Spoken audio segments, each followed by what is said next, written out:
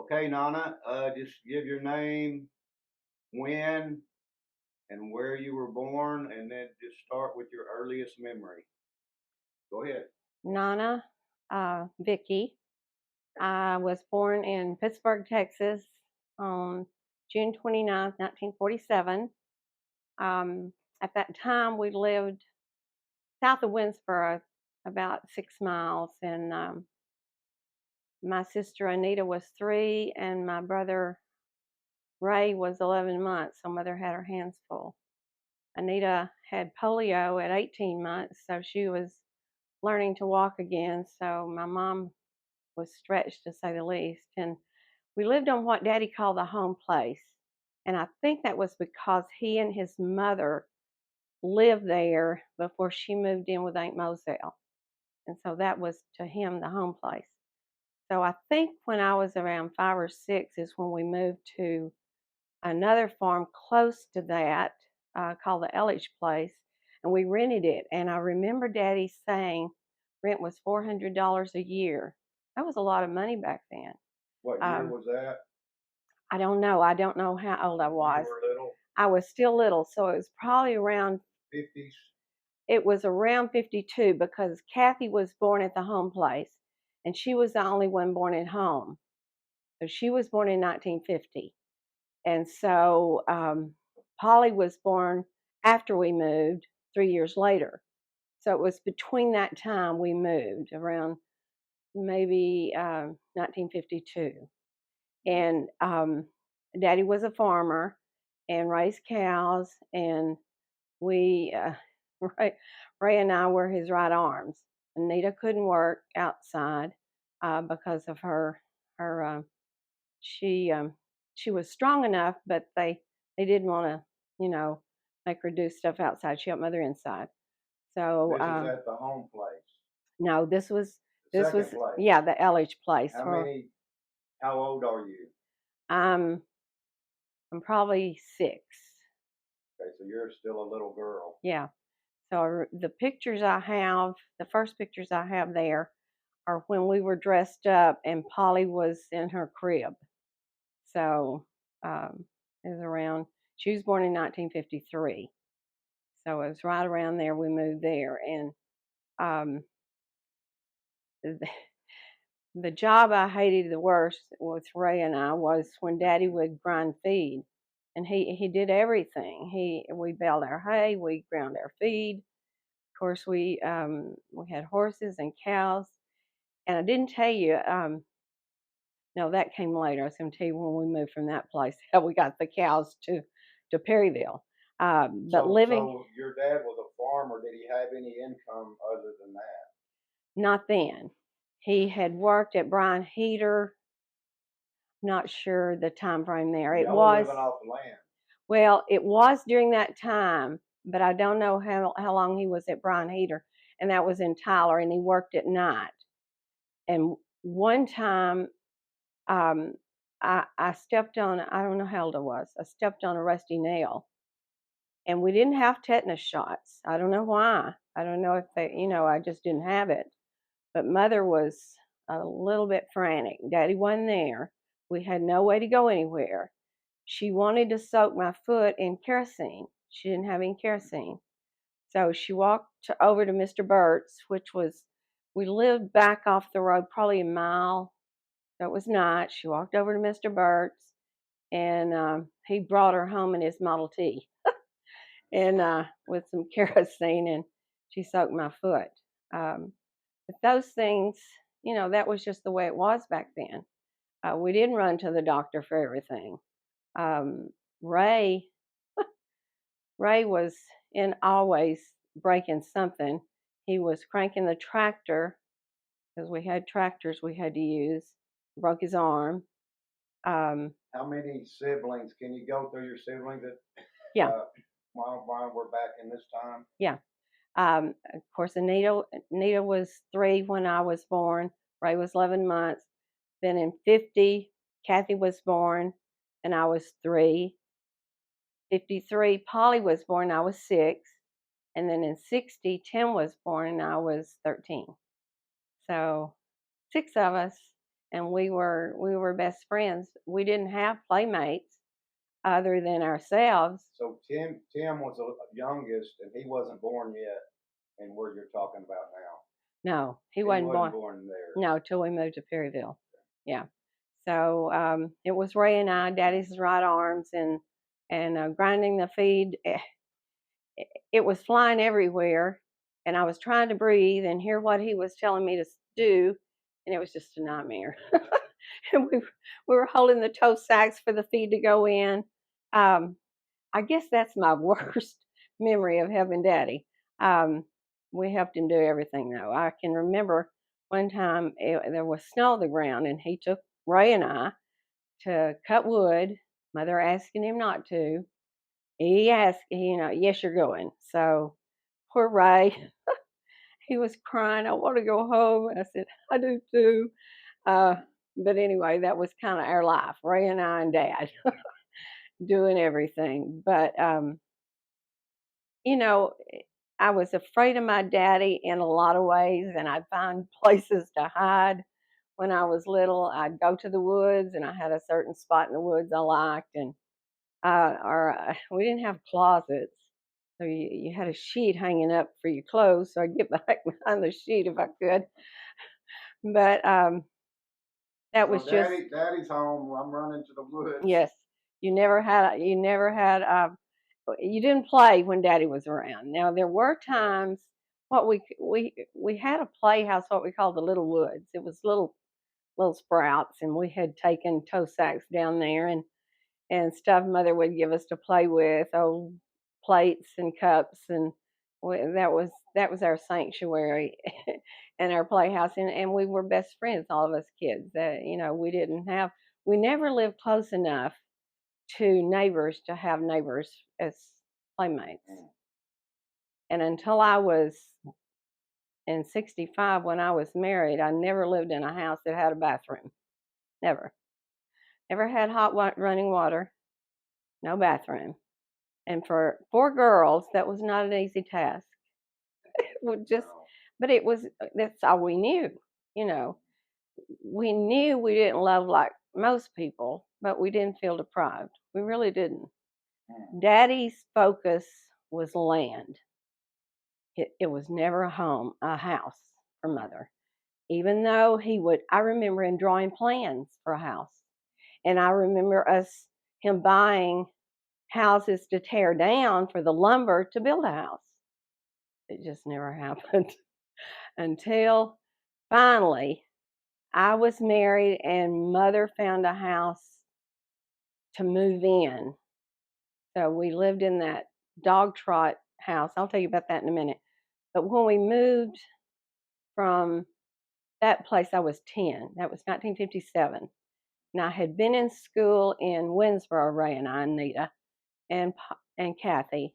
Kathy was in school then, I think. And we rode the bus, and we loved school. We were good students. We loved school. But trying to remember my point in being at school, but school was like a break, I'm sure. It was a break to us, and we enjoyed it. But we knew the minute we stepped off the bus, our chores started, and Ray and I had to shuck corn for the hogs. We didn't have to milk the cows, but we had to get the chickens in. And I remember Daddy being in a real bad mood, and we missed a chicken. It was roosting up on a piece of tin in the barn, and we got a spanking, and I never could understand some of his thoughts. But I'm sure he was trying to teach us discipline. I don't think it was because he wanted to be mean, but to me it was being mean. Um, but anyway, when I was 10, we moved again, and this time Daddy bought a place. It was 50 acres, but the house was 50 years old. You can imagine what that was like. It was called a dog trot house. It had a porch, an open porch down through the middle with one bedroom on the side, a living room, and a kitchen. And on the back of that one bedroom was a real small room where Ray slept. and there was no heat back there in the winter. He couldn't have enough quilts to keep him warm, so he didn't sleep back there all winter. He couldn't. So Mother and Daddy and Tim slept in the living room. We four girls slept in the bedroom. We had gas heater, and Daddy was always saying, "Stay away from that gas heater." And one morning I was just trying to get warm, and I caught my gown on fire. Yeah, and Kathy saw it immediately, and she had my gown off before I knew it. And that was the kind of You didn't get burned? no, nothing. So, we took care of each other. We really did. And we girls share it. Mother made all of our clothes. If we had anything we bought in the store, it was shoes and our coats. She made all of our dresses. And Aunt Moselle had two girls, Diane and Sandra, and they gave us hand-me-downs. Aunt Moselle is your mother's? Oh, Daddy's sister. Daddy's sister. And Mother had two siblings, Aunt Carlene and Uncle Larry. Daddy had one, well, he had three. He lost Leo when he was 16, Iwana when she was 18. Back then, an infection very often meant death, and I think Leo's was appendicitis. And so it was Daddy and Aunt Moselle's all I ever knew. And Mama lived with Aunt Moselle. But growing up, when we moved from East Point to Perryville, we had no way to move our cows except drive them. Yeah, Daddy had a horse. Ray and I didn't walk the whole way, but How many miles was it? 14. And so Mother carried us part of the way in the truck. But if we came to a spot where there was no fence along the side of the road, we had to get out and make sure the cows didn't get in the woods, didn't get in a pasture, stayed on the right of way. I don't know how we did that. I look back now and say, the Lord had his hands on us so many times, I can't imagine. But there was no indoor plumbing. No. How did y'all bathe? In a tub. Mother had to heat the water. We had running water, and Daddy bought a hot water heater, but he never hooked it up. It sat in a closet after he got it, never hooked it up. Didn't know how, didn't want to pay for a plumber, I'm sure. So we heated all of our water. We bathed in a tub, which was not a small chore, especially in the winter when you were freezing anyway. That old house had cracks in the walls, and we heated the living room with a wood heater, the kitchen with the had to have gas because we had a gas stove. Propane, yeah, had a propane tank. Our cousin from around Windsor, I can't remember his name now, would bring a truck, pump it into the tank. Sometimes we didn't have the money to fill it, and we would be without, and Mother would have to cook on the wood heater. Didn't happen that often, but on those times, I remember her cooking cornbread and us eating syrup on the cornbread. It was good. It really was. Syrup was good on anything. But, most of the time we had propane to cook with. When we moved to that place, there was not much land cleared. Some was, some not much. So it was up to Daddy, Ray, and I. And he used the axe, and we used a crosscut. You know what a crosscut saw is? A saw. Handle on each Yeah, end. handle on each end. Wasn't easy to do. Those things kinked so easy. But if it was a large enough tree, we had to use a crosscut. And as we grew up, and I remember going to school and the kids teasing me about my legs being so scratched up. And of course, I was too embarrassed to tell them why my legs were so scratched up. I don't know how I did that. It's just part of being on a farm. But one thing that was important to my family was church. We never missed church, and Daddy was a deacon and taught Sunday school, and he was a deacon, taught Sunday school, and led singing. And Anita, Grandma made sure we had piano lessons. She always made sure we had a piano in the house. So we had piano lessons, and Anita could play real well, not me. I don't know why. I just didn't practice like she did. I know why. Um, so she would play the piano, and we would sing duets. How old are you at this time? I was probably 12, Anita 15. Um, and there was a radio station in Winsboro that asked us to come and sing there. We were asked to sing at churches around the communities around us, Latch and Rosewood and Ronesboro. And so we grew up singing in church, and that was a big part of our lives.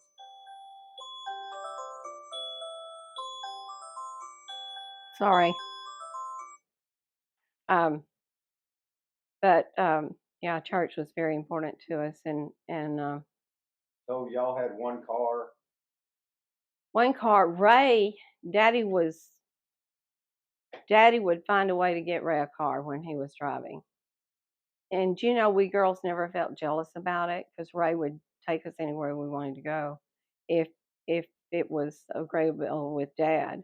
But I never had a car until I was married.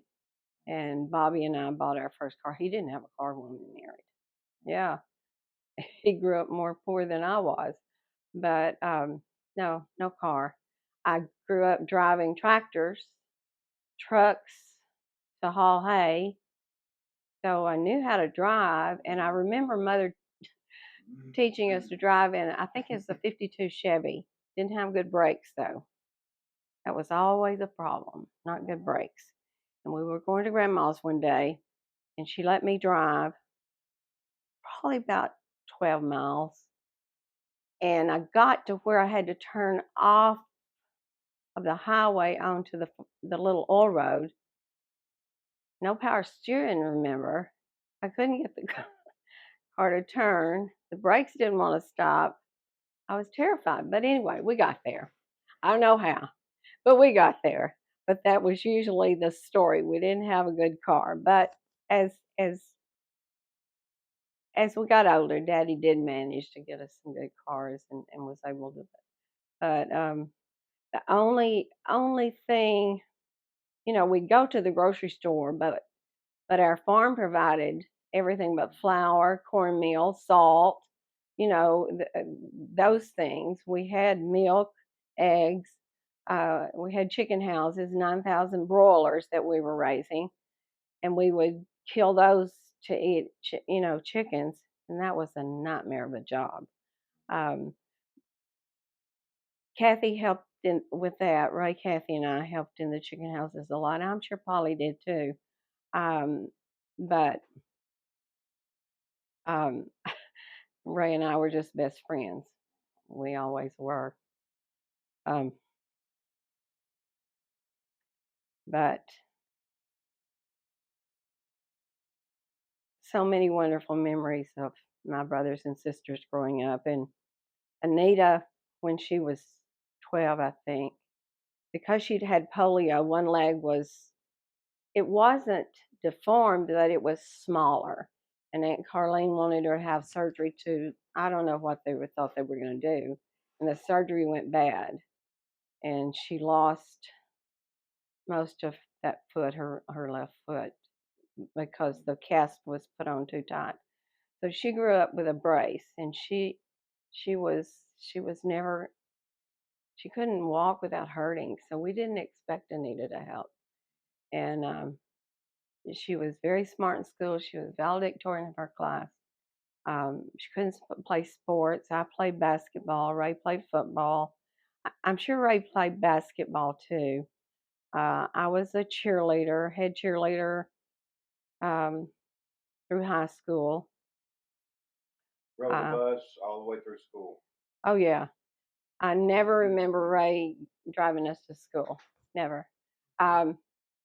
the thing about the bus, we were at the end of the line. So we got on first, got off last. We got on around 7, got off around 4:30.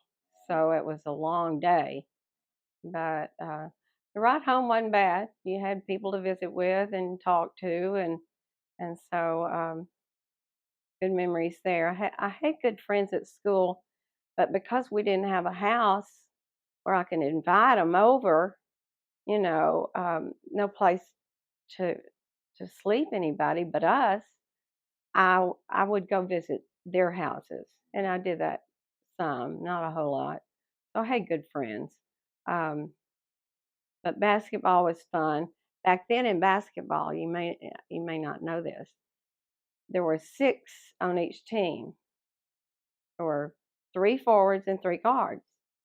The guards, of course, defended a goal, and the forwards are on the other end to make the goals. So I was a guard, and I never crossed center court line.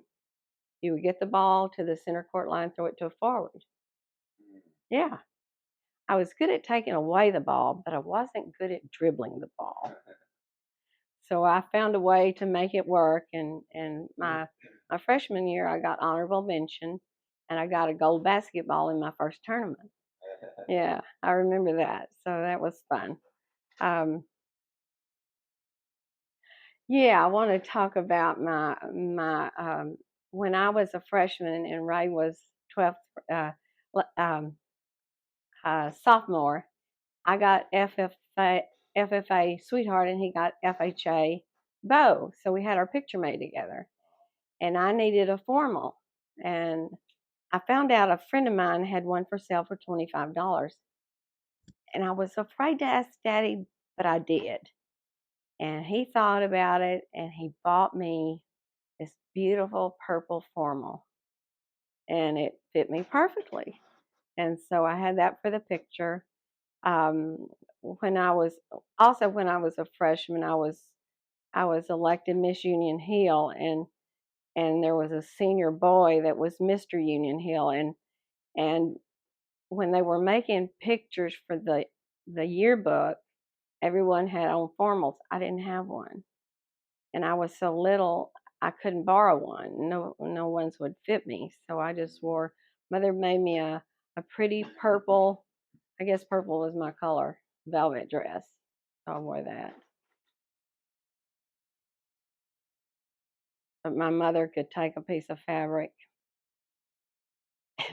I remember when we were growing up, you could get feet in It looked like fabric. The sacks did, and she would take those sacks and make clothes out of them. And I remember in school, someone mentioned having a sack dress. I thought that's what they were talking about. Their mother had made them a sack dress. But it wasn't. It was a style back then. It was a straight dress.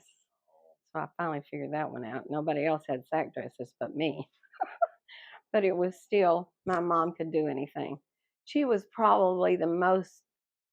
I admired my grandmother Whitworth. She was a teacher, and she and Aunt Carlene and my mama Harris also doted on us and took us, places and did things with us.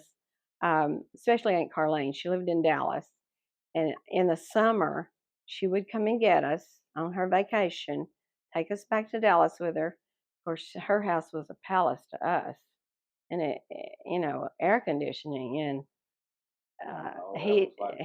yeah, bathrooms, heated water, nice beds, and she'd take us shopping. Yeah, yeah. She'd take us shopping, and we just had the best time. And she was one that was so special to us, um, as well as our grandparents. And um, when when when I married Bobby, can I go on to that part? When I married Bobby in 1965, Vietnam War was going on, and we were married May 9th, and he left a week later to go back to Washington, ready to ship out. He didn't want to tell me he was going to Vietnam. He told me he was going to Laos. I figured it out. Anyway, Daddy paid for me a train ticket to go to Washington. And that was an experience. I'd never been away from home. I was scared to death, but I got on that train How in old Glade. were you? I was just turned 18. No, I wasn't 18 yet.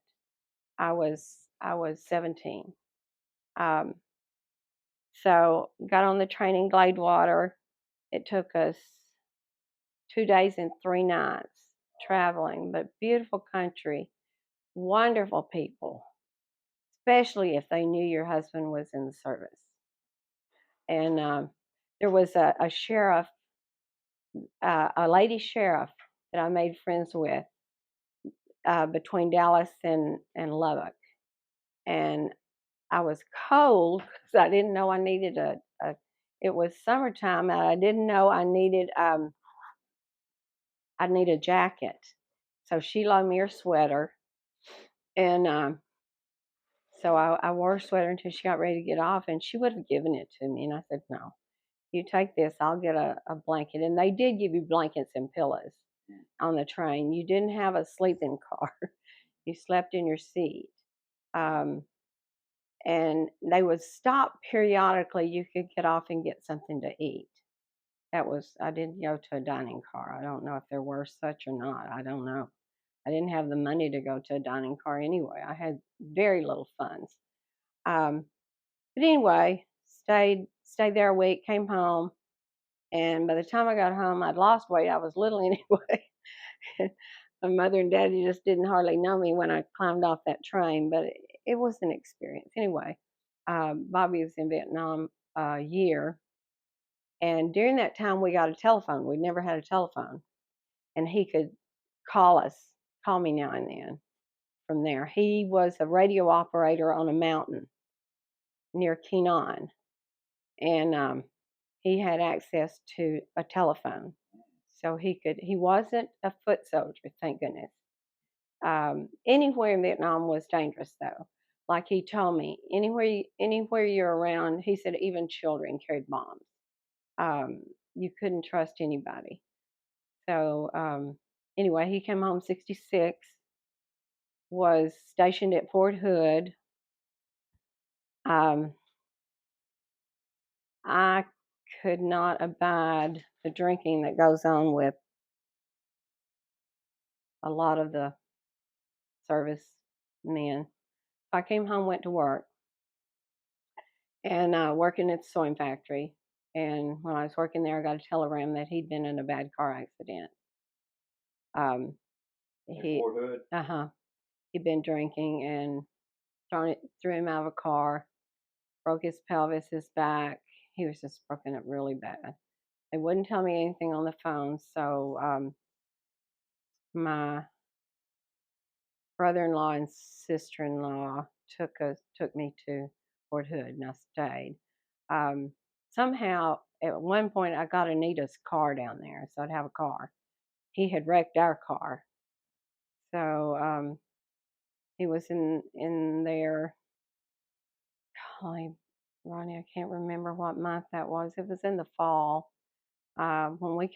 when he was moved from there to Fort Sam in San Antonio. They did back fusion.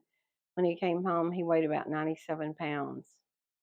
So it was up to me to make the living mostly, and he wasn't getting disability yet.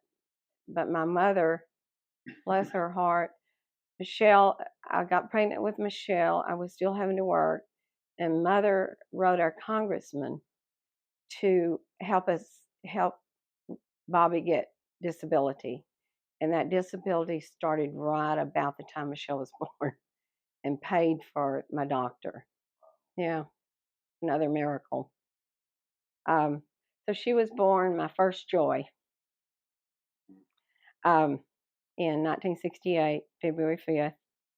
Then Chad came along 2 years later, April 5th, 70. And then my Todd, 8 years later, 78. And also in 1978, my dear brother Ray. Okay, I had to take a little break. Go ahead, Nana. But 1978, I lost my brother Ray, and then Todd was born in May of that year. Um, and my kids were my life, but it seemed like when Todd came along, I just took more time, and I with Chad and Michelle, I was so busy. I worked at school, and then so I took more time with Todd, and he and I were just best buds. And I went back to work when he was 3, and mother kept Todd, and I went back to Harmony to work. And then in '86, I asked my sister Kathy if she would go in partners with me to open a daycare center. And so we built a building just for that in Gilmer and called it Gilmer Preschool and Play School, and opened in Collie '86. I'm not sure what month. And to be a director at that time, you had to have so much education or experience in that field. I didn't have it, so I started a school to get my certification to be director. It didn't take me that long. Um, so we had the daycare center, and Michelle, uh, let's see, Michelle graduated in 86. '86, so she was going to TJC and helping us there at the play school. And then Dana, Kathy's next to the oldest, was in a bad car wreck in '88, October. And so Kathy could no longer help me. And so Michelle was my right arm. She just took over parts of it. She had to. And Dana was in the hospital a long time, and she ended up in Baylor and Dallas. We didn't know if she would. We didn't know what the outcome would be, but today she's fine. She has some short memory loss. But the daycare center was my joy. Absolutely. From the time we opened it to the time we sold it in '94, it was a joy to be there. It was more work than you can imagine because we didn't hire anything except teachers. We did everything else. We did the maintenance, we did the grocery shopping, we did the cooking, and then we had teachers to teach the classes. And we built a gym on. So at one time we were licensed for I think 188 kids. We never had that many, but I think the most we ever carried was around 80, and with 13 teachers. So it was a lot of work and a lot of responsibility. But like I said, it was a joy. And Kathy and Michelle would tell you the same thing. And through that, Michelle, when she moved to Austin to be with you, she became a director down there in some really big places through that experience. And of course, she had some education too that helped her. Um, but then in '90, Bobby and I divorced. Bobby had a good heart. He just couldn't handle alcohol. And you just get to the point that, anyway, it was too much. So, he loved his kids, he loved me, but he got so angry when he drank. It was just hard to, it was hard on me. And anyway, in '90, we divorced. Oh, I forgot to tell you though, in '89, the next joy came along. Our Brennan, Chad and Candace had a baby, Brennan. And then in '91, they had another baby, Wesley Cole. And Chad and Candace were having problems, so she moved out. And right after she moved out, she called us that Cole, they They couldn't wake him up. He wouldn't wake up, and he had died of SIDS in his sleep, just a couple of months old, and that was a real hard time on Chad, Brennan, me, Michelle, Chad. And, yeah, losing a baby's hard, and not understanding why. Then in '93, I met the love of my life, Roy Busby, and people thought we Sure were. about that? We just hit it off. He and married quickly. We married in August, and Todd started to school at Robert E. Lee, and I got a job there. And Chad was still living with us. Then I had two more daughters, Alicia and Carrie. So we had a house full: Chad, Todd, Alicia, and Carrie. Michelle was with you. And then in '94, our precious Bailey came along. And then in '96, Macy, '97, Brant, and then also in '97, my heart got broken again, and that was the loss of my Todd. And I've got something to read on that when we get to the end. When I thought get through talking, I want to read something on that. But I was still working at Robert E. Lee, went right back to work, just had to get my mind occupied. So I worked at Lee until 2015 when I retired at 21 years, working as mostly the head principal secretary. So it was a wonderful, wonderful job. I loved working with children all my life. That was my passion, working with children and the adults I worked with, the principals. I had 6 different principals at Lee, each one with their own style of doing things, but that was still, I was blessed to have good people to work with. Today, Roy and I have 9 grandchildren. We have 5 children, 9 grandchildren, and 8 precious great-grandchildren. And I have been blessed to be able to keep Baker for Bailey while she was teaching. And now I'm keeping Elliot and Brixton some for Sierra and Brant while she's in school. So I am so thankful I can still put one foot in front of the other and get my body up and moving and take care of those little ones, because I can't tell you what a blessing it is to me. But what can I read? What I was going to read, Rodney? Okay, yeah. Good way to end it. Yeah, good way to end it. Well, let me find it.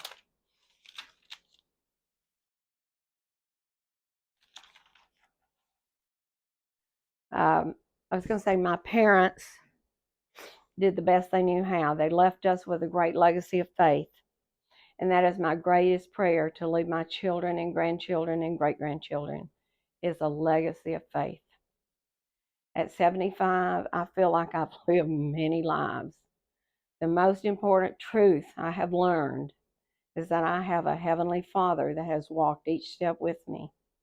Nothing I have faced has been without His word, His guide, and strength. The blessing of my precious children, my grandchildren, my great-grandchildren, and the thankfulness I have for them there's no words. It's all because His grace and goodness.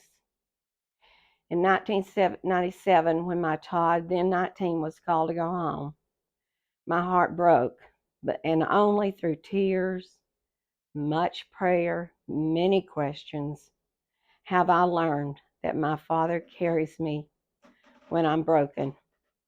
He cannot do less than love us. He comforts us. He teaches us to keep looking up. He's always there We're never alone if we know Him. All we need is to pray, study His Word, and rest in that. The Word is a lamp for my feet and a light for my path. That's Psalms 119, 105. And my greatest joy is reading His Word and finding His peace and joy and hope, and having the legacy of my children and grandchildren and great-grandchildren. I'm just blessed beyond measure. Thanks, Nada. Yes, sir.